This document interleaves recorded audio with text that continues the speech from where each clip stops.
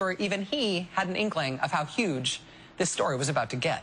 First at 6, the state's prison boss facing bribery and money laundering charges. MDOT Commissioner Christopher Epps quiet on bribery and conspiracy charges. I think my lawyer will make a statement. At this point, we just got the indictment. It's an extensive document. We really have no comment, and the commissioner's not going to make any comments. This is definitely a day that is a black eye upon our state. Live at 5, a federal judge says he won't rule today whether gay marriage should be banned in Mississippi. Megan. Keegan Fox joins us now live from the federal courthouse in Jackson. Keegan.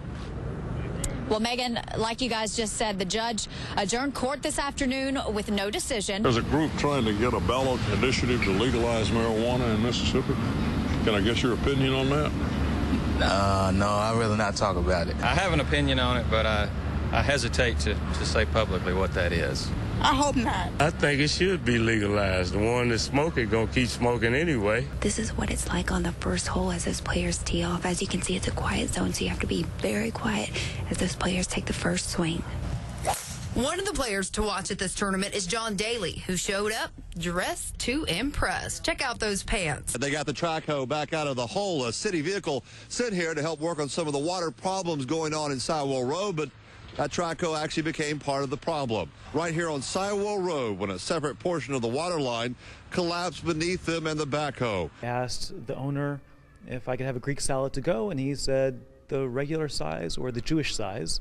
And I was taken back a little bit, and I said, what did you mean by that? Did you tell him to get out? The guy said he didn't want to do any business with us because he was probably offended because we offer different salads. That's all. No, I said a Greek salad or Jew. We have several different salads. Always tender. I got the butter. I got the salt.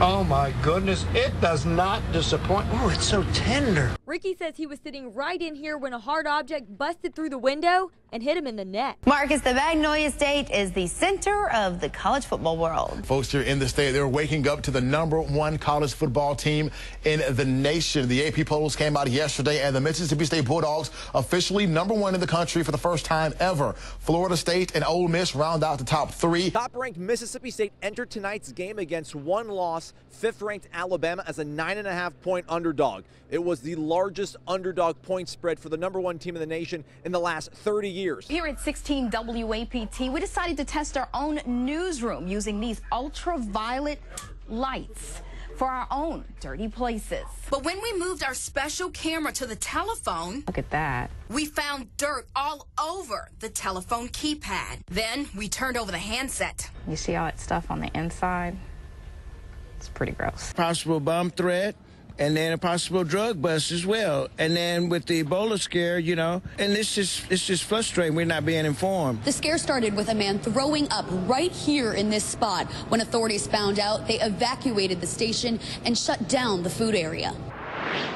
The video claims to be from the Hinds County Detention Center. We put the video in our computer, called the sheriff, asked him to look at it, and comment on what he saw before we did anything else with it. So you don't believe this could happen in the Hinds County Jail today? That's not what I said.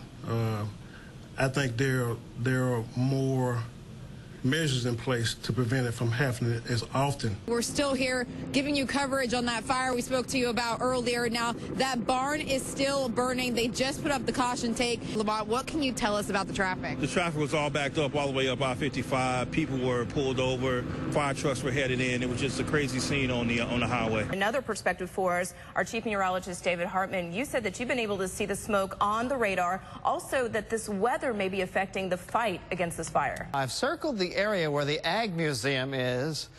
Boom, there's the fire just after 5 o'clock as it gets big. We want to send it back now to our newsroom. Tammy Eswick is live in there, and you've got some information from the Jackson Fire Department.